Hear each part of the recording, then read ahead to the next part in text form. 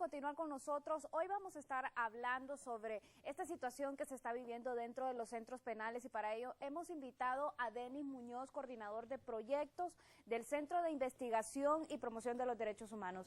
Bienvenido, Denis.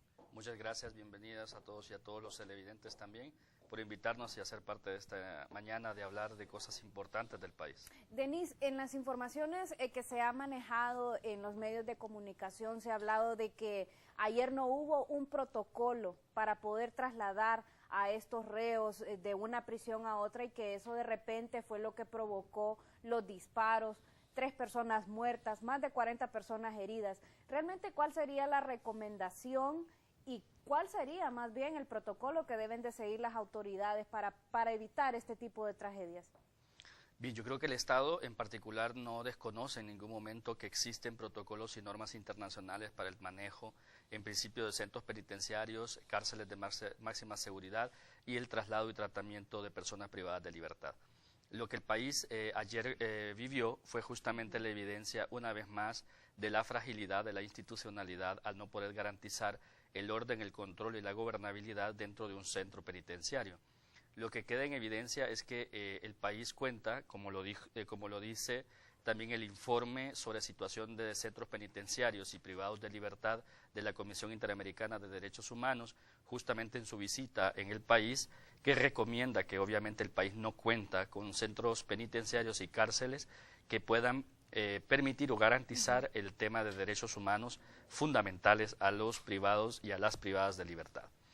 Relaciona el tema del tratamiento específicamente, desde el momento que hay un amotinamiento y que el país, el centro penitenciario y el gobierno y la policía penitenciaria pierde el control y no tiene la certeza de obviamente la estrategia para poder garantizar una movilización, que eso en todos lados del mundo es posible, es necesario, sobre todo en Honduras, cuando las recomendaciones de la Comisión Interamericana de Derechos Humanos recomienda al país que obviamente debe haber un proceso de moderar y de construir nuevos espacios para que estas personas puedan tener obviamente garantías de derechos humanos y protección de parte del Estado. No existe el protocolo. ¿Por qué no existe el protocolo? Desde el momento que hay 3 personas que fallecieron, desde el momento que hay 3 heridos, desde el momento que hay un amotinamiento y que se tiene que recurrir a la fuerza de la policía militar y a los militares en su totalidad, hay un cordón de seguridad y toda esta parte, lo que demuestra es que efectivamente el protocolo fracasó. No hay un protocolo, no lo llevan.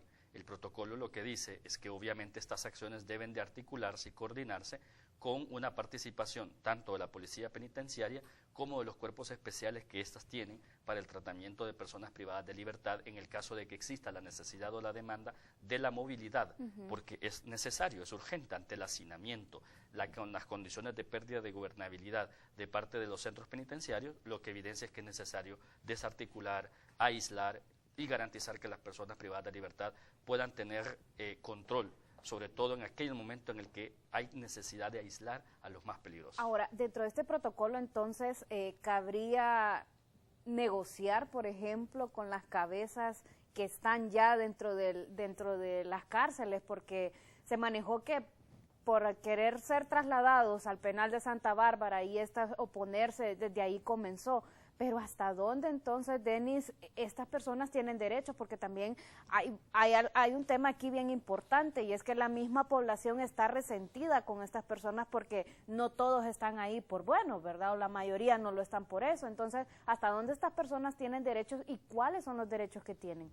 Bueno, recuerde usted que una persona que es privada de libertad, en principio, los derechos fundamentales a los cuales es privado es el derecho, en principio, a la libertad de expresión, por decirlo de alguna manera, el derecho a la libre circulación, a la celebración de contratos civiles, a la acción política y a todas aquellas acciones de la vida social. Lo que se le priva es básicamente al derecho y al uso y al goce del tiempo y del espacio público, ¿no? Se le es retenido básicamente en un espacio por un determinado tiempo de acuerdo a la sentencia. Un privado de libertad no pierde su derecho a la vida, un privado de libertad no pierde su derecho a la alimentación, no pierde nunca su derecho a la recreación, no pierde su derecho a la educación, no pierde el derecho en el sentido propio de ser un ser humano. ¿Y esto quién lo ha establecido?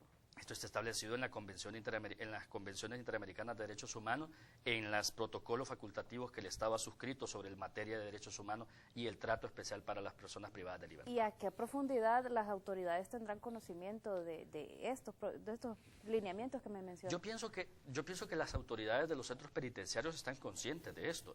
Es decir, ellos no reciben a las personas privadas, a las personas que se les ha privado el derecho a la libertad, no es que no conocen. Es que muchas veces se les sale de control y se les pierde el tema de la gobernabilidad dentro del centro penitenciario. Usted, desde el momento que usted dice por qué hay que negociar con los reos un tema de movilización, si ese es el tema del poder del Estado. O sea, el Estado puede, sin ningún motivo discrecional, por seguridad del reo, por seguridad del centro penitenciario, por seguridad de la comunidad, por seguridad del país, el país y la institucionalidad tiene la libertad de poder hacer esto. La movilidad de los reos a cárceles de máxima seguridad o obviamente trasladarlos a un centro penitenciario especial de acuerdo al nivel de criminalidad o dependiendo la afectación que esto pueda tener para la sociedad. Pero lo que puede quedar en evidencia una vez más es que el país, como lo decía usted, no cuenta con protocolos. El protocolo es reactivo, coercitivo. No es un protocolo básicamente de llegar a un proceso pacífico, sino que lo que hace es por la vía de la fuerza. Más creo también que hay que deslindar con un tema de la política perversa que tienen los poderes, algunos poderes del Estado y específicamente algunos funcionarios del Estado, en el que les interesa montar este tipo de shows mediáticos en los que necesariamente ocupan crear este tipo de política de miedo. La política de sacar a la luz pública, de hacer un proceso de movilización. Esto no debió haber sido, por ejemplo, un tema de noticia. La movilización de los reos de un centro penitenciario a otro es una acción que debe ser únicamente discrecional y que no debe tener esa posibilidad de que los medios de comunicación se enteren de que si hay o no. No es porque no tengan derecho al acceso a la libertad de la expresión en los medios, es porque no debe ser utilizado como una campaña mediática de miedo. Esto debe ser solamente el hecho de garantizar que el país puede, a través de un comunicado, decir a todos, el país está haciendo una movilización de personas privadas de libertad, considerando que estamos en un proceso de depuración, de un proceso de equilibrar, de un proceso de llegar a eliminar el hacinamiento, pero no de crear con esto una campaña de imposición del miedo en la sociedad hondureña. Ahora, en esto, Denis, hay algo bien importante. Anoche mirábamos incluso que los reos estaban siendo trasladados en avión y mucha gente decía, si yo no trabajo, no como, ellos comen y no trabajan. Yo trato de ser una buena ciudadana, pero no tengo trabajo y ellos lo tienen todo sin trabajar y sin nada y no están ahí precisamente por bueno. Ahora los trasladan hasta en avión y me llama la atención porque entonces también deberíamos de entender y de educarnos por qué tienen esos derechos. Porque son seres humanos. Por el simple el aunque hecho se de hayan son equivocado seres dentro de la sociedad. Entonces, la reflexión que la sociedad, porque nosotros también tenemos que reconocer, un privado de libertad, una persona que comete un delito en esta sociedad, lo primero que el Estado debe reconocer es en qué falló el Estado para que este ciudadano llegase, obviamente, a cometer y a faltar y a romper una regla en la sociedad. Lo voy a interrumpir un momento, tenemos una llamada ya de la teleaudiencia que pues está interesada en opinar sobre este tema. Denis, muy buenos días. Muy buenos días. Hola, buenos días, le escuchamos. Muchas gracias. Pues la verdad yo creo que este tema se va a seguir hablando por mucho tiempo, más que todo porque la gente no quiere comprender lo claro que está la situación. Como bien le dice el caballero que la acompaña, todas las personas que en alguna situación podemos caer, porque eso nos puede pasar a cualquiera, podemos caer presos o podemos ir de internos a un centro penitenciario, perdemos nuestros derechos civiles, pero no nuestros derechos humanos. O sea, el derecho humano es respirar, comer, beber, salir un rato a pasear dentro de lo que es el límite de la penitenciaría. O sea, la penitenciaría tiene que tener un área de recreación, tiene que tener un área donde se eduque esta gente, porque se supone que se mete ahí para que estas personas puedan reinsertarse a la sociedad o insertarse, porque muchos de ellos nunca han estado en la sociedad, muchos de ellos nunca han estado en la sociedad. Entonces, es necesario que esta gente de esas prisiones salga por lo menos con un oficio. Lo que pasa es que nadie quiere ir. Mire, hay maestros que se prestaron en un tiempo, pero ¿sabe cuál es el problema? Que estos muchachos se dan a la tarea de investigarle la vida a todas las personas que llegan a los presidios. Y después, si usted no se presta a lo que ellos necesitan, empiezan a decirle, pues mira, yo sé dónde vivís, sé dónde vive tu mamá, sé cuántos hijos tenés, sé todo lo tuyo. Si vos no te prestas a esto, pues ya sabes lo que te pasa. Ese es el problema, por eso es que nosotros necesitamos que venga gente de afuera. Aquí hay una organización, es una compañía extranjera, bueno, hay varias, pero hay una que es israelí, que quiere que le concesionen esto. Yo creo que es lo mejor que puede pasar, porque traerían elementos que sean extranjeros para que no pase esto.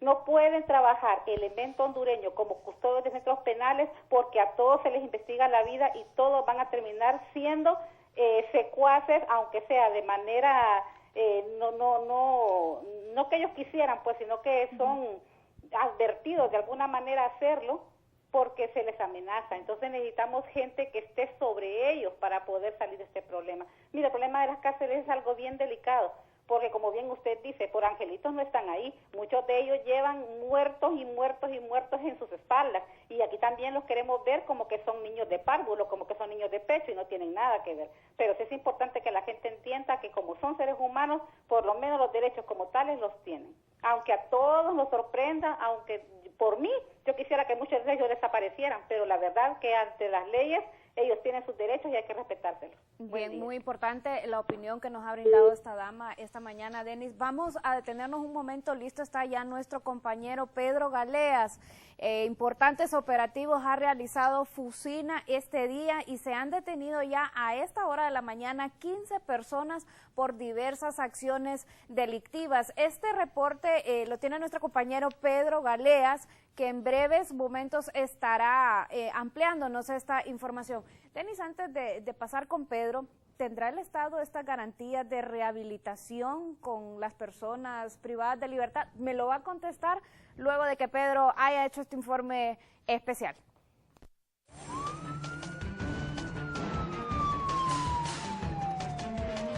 Contacto en vivo en Acción BTV, nuestra gente. Compañeros de Acción Nuestra Gente, estamos a inmediaciones de la TNIC aquí en la colonia Kennedy, cuando después de varios operativos, más de 20 personas detenidas, comisionado Miguel Pérez Suazo.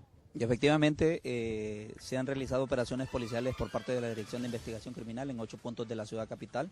Esto nos ha dejado como resultado alrededor de 20 personas detenidas, 9 de ellas por delitos y el resto para investigación porque no presentan su documentación personal.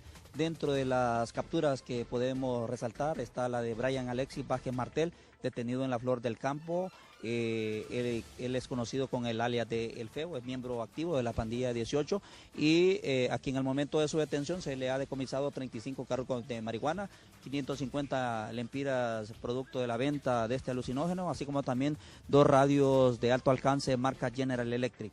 Además de este mismo sector se han detenido a 8 personas para investigación en vista de que no portaban sus documentos personales y también en el sector de la colonia Unión y Fuerza se detuvo a Areli Palencia Fuentes en posesión de 20 carrucos de marihuana. También estas operaciones nos deja 2 personas detenidas por tener orden de captura pendiente por los delitos de uno, Eber Rolando Alonso Maldonado, de 22 años, tiene una orden de captura pendiente por el delito de robo en perjuicio de Vilma Azucena Díaz. Luis Alberto Romero Rodríguez, de 37 años, él tenía una orden de captura pendiente por el delito de hurto en perjuicio de Pedro Leonán Ordóñez y también otra por violencia intrafamiliar en perjuicio de Doris de Jesús López. En el sector de la colonia La Aérea fue detenido Edgar Antonio Flores Zelaya, de 21 años, quien es simpatizante de la pandilla MS y a quien al momento de su detención se le ha decomisado pues un arma de fuego tipo revólver calibre 22 y dentro de las operaciones y los logros importantes de estos operativos que se han realizado esta mañana es que se han detectado 2 casas locas donde se ha encontrado pues evidencia importante que vincula ya a 4 personas que pudieran ser los autores materiales de estos homicidios, donde han aparecido personas pues envueltas en sacos, así como también en cajas de cartón. Ellos responden a los nombres de Juan de Jesús Sauceda Valle, de 21 años, Marvin Rolando Ordóñez Osorto, de 35, Bessie Yolanda Vanegas Cárcamo y Karen Yajaira Vanegas Cárcamo, de 23 años. Al interior de estas casas locas hemos encontrado evidencia que ha sido levantado por los técnicos de inspecciones oculares, la que será puesta a la orden de la Fiscalía para vincularlas directamente a estos hechos y que sean pues ellos los que determinen la culpabilidad de los mismos en este tipo de hechos criminales, específicamente de los últimos homicidios que han ocurrido en la ciudad capital. Estos últimos son los que están aquí enfrente. Estas personas que están a nuestras espaldas son los que efectivamente se les está investigando por participar en estos hechos criminales donde han terminado con la vida de diferentes ciudadanos en diferentes puntos de la ciudad capital, y ellos han aparecido pues como ya lo manifestábamos, envueltos en costales, así como también en caja, y ya tenemos evidencia importante que un testigo protegido que da fe que ellos están detrás de estos hechos criminales, como son los homicidios ocurridos en diferentes puntos de la ciudad capital. ¿Cuántos participaron? ¿Cuántos elementos? Bueno, hemos participado alrededor de 170 efectivos, tanto de la Dirección de Investigación Criminal, la Unidad de Policía de Fronteras, lo que es elementos de la Unidad Tigre y Cerca, y son operaciones que nos han dejado excelentes resultados, como ya lo hemos dado a conocer. Miguel Pérez Suazo. Así que, compañeros, este es mi informe con ustedes nuevamente, los estudios principales. Buenos días.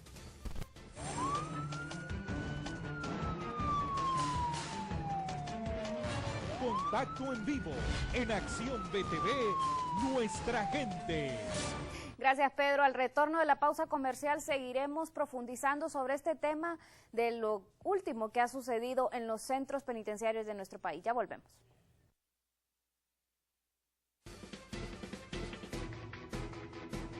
En breve regresamos con más en Acción BTV, nuestra gente.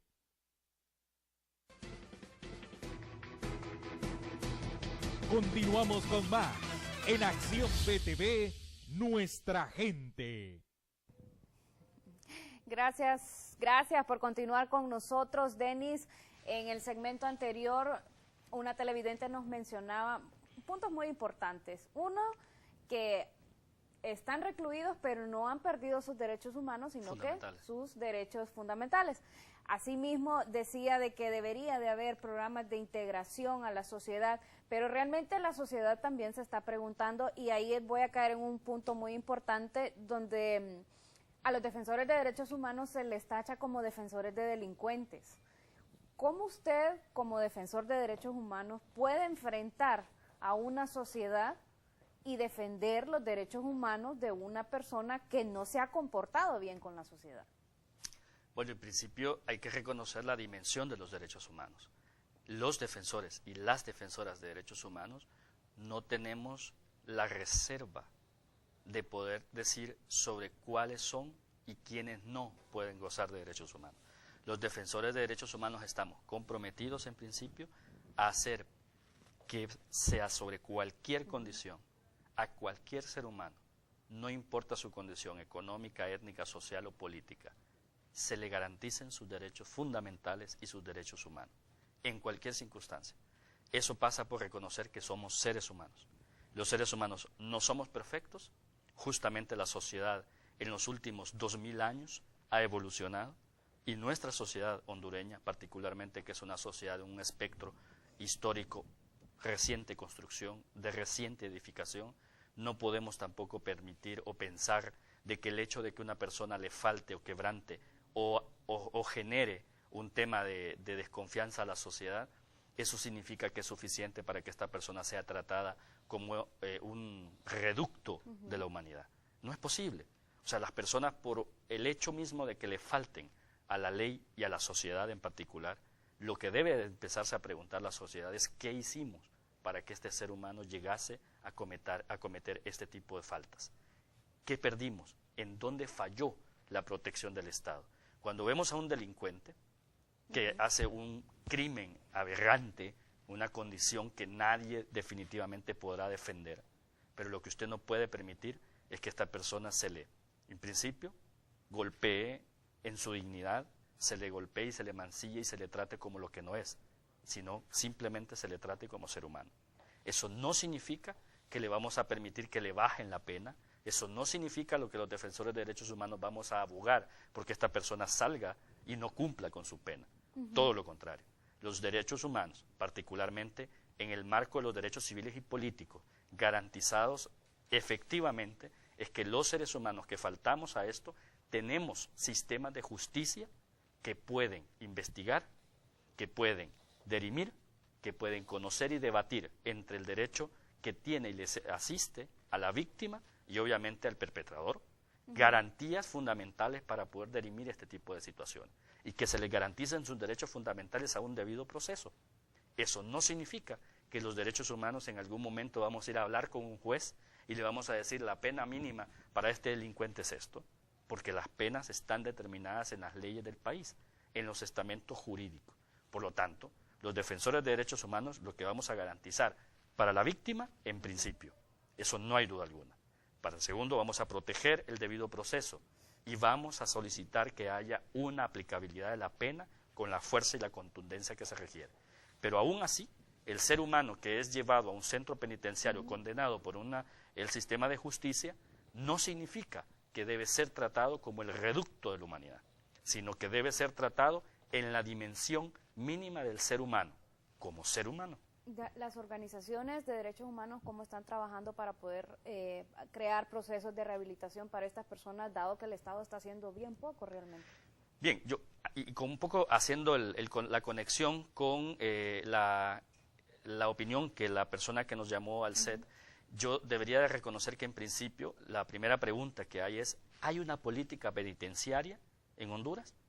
Tenemos institucionalidad, pero tiene un programa, tiene una política clara sobre qué hacer con los privados de libertad y en todas las dimensiones. Los privados de libertad, mujeres y hombres. Los privados de libertad con condiciones de criminalidad, porque está demostrado científicamente que existe, claro que los hay, o aquellos que han cometido faltas menos leves o más o menos graves dentro del sistema penitenciario y dentro del sistema legal de Honduras. Claro, lo que usted reconoce entonces es que el Estado lo que menos tiene es una política de administración y de garantía de los centros penales. Lo que hay es un espacio donde se revictimiza, se vulnerabiliza y se criminaliza totalmente al ser humano. Pero aquí habría que medir voluntades también. Si las personas que están dentro de los centros penales quieren rehabilitarse, quieren integrarse a la sociedad y, como lo mencionaba la persona que nos llamó, quieren entrar a este proceso de formación para salir de esos lugares por lo menos con un oficio. En efecto, y eso quería decirle a la televidente, a la audiencia en general. Por ejemplo, en Honduras, nosotros en algún momento tuvimos una experiencia que pudo ser considerada una exitosa de la administración de centros penales. Algo pasó allí, pero la estuvimos viendo justamente en una visita institucional a El Salvador. Justamente aquí, país vecino, hermano, con iguales condiciones o peores probablemente en los centros, centros penitenciarios. Ellos están aplicando una nueva política de administración de centros penitenciarios en la que hay un programa que se llama Yo Cambio. El programa está incrustado en una política de administración de los centros penitenciarios para aprovechar el tiempo y el uso de los centros penitenciarios y de los privados de libertad. Por ejemplo, para dar, pero muy brevemente, ellos hicieron una estadística de quiénes son la población penitenciaria, cuántos abogados, cuántos mecánicos, cuántos cocineros o chefs, cuántas personas que hablaban idiomas estaban privados de libertad. Bajo ese capital que el centro penitenciario tiene, desarrollan este programa que se llama Yo Cambio, y el programa lo que hace es en etapas ir, en principio, sanando al ser humano, garantizando que el ser humano reconozca que ha faltado a la sociedad, que la falta que la cual está allí no es una falta que no se la merece, simplemente es un proceso de reflexión, pero el uso del tiempo lo tienen otras vías. Tienen un programa para microempresas internas que producen, por ejemplo, el tema de desinfectantes, trabajos en madera y en cuero, tienen talleres de cocina de los privados de libertad que son chefs, hombres y mujeres. El tema de las personas que hablan otro idioma, desarrollan clases para enseñarles a hablar otro idioma a los privados de libertad, donde dicen yo apuesto y enseño a los que no saben. ¿Deberían involucrarse en este tema más las iglesias? De hecho, muchas de las cosas que hacen dentro del tema alrededor de los centros penitenciarios están involucrados algunas de las iglesias. Y claro, las iglesias tienen un papel fundamental en esto, pero yo creo que en todo el sentido, el que está obligado a responder no son los actores fuera del sistema penitenciario, es el Estado. Es el Estado, su institucionalidad, la que debe estar, en principio, garantizando que las personas que están allí privadas de libertad no son el reducto de la sociedad. ¿Y qué decirle, Denis, ahora a todas las personas que piensan dentro de la sociedad, que creo que son la mayoría, que debería de haber una depuración dentro de los centros penitenciarios estableciendo penas de muerte en nuestro país, que todavía se especula que el caso de la Granja Penal en 2011 en Comayagua fue una depuración por parte del Estado y se manejó como algo accidental? ¿A qué puntos nos elevamos cuando se vierten estas opiniones dentro de la sociedad que de alguna manera también están generando violencia dentro del pueblo mismo? Es que yo creo que lo que hay que reflexionar es qué política es la que el gobierno y qué política es la que la institucionalidad del Estado está intentando hacer prevalecer en el país. La política es la del miedo, la del control y la de criminalizar a todas aquellas personas que no estén de acuerdo con lo que está pasando en el país porque no favorece algunos intereses. Mire, yo creo que el tema es que, en principio, hablar de la pena de muerte en Honduras entraría en un tema de retroceso, es un tema gastado, esto lo permean algunos políticos intentando tener un discurso que la gente quiere escuchar porque se creen que tienen sentido de control o que tienen sentido de poder o de liderazgo. La persona que plantea en el tema de la pena de muerte, yo creo que en todos los países serios del mundo donde se garantizan derechos humanos fundamentales, y esto no estoy hablando que Estados Unidos es el mejor ejemplo, estoy hablando de los países europeos, donde lo que están haciendo es cerrando cárceles y no abriendo centros penitenciarios como en Honduras. ¿Por qué? Porque se dieron cuenta que el tema no es únicamente el tema de hacer privar de la libertad a los seres humanos, sino que es trabajar todo el proceso anterior, cómo se construye y edifica conocimientos, cómo se construye y edifica valores y principios en una sociedad antes de que esta persona cometa o le falte a la sociedad.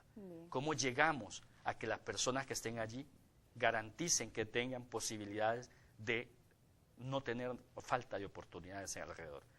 Hay que reconocer que muchos que están allí, lo que menos tuvieron fueron oportunidades. Así es. Los que más cometen delitos, que la sociedad cree de que efectivamente por tener un centro penitenciario, entonces la política es que convertamos a Honduras en varias cárceles y metamos a todos los que cometen faltas. Claro que sí, es necesario sancionar la falta, pero lo que no podemos seguir permitiendo es tener guetos.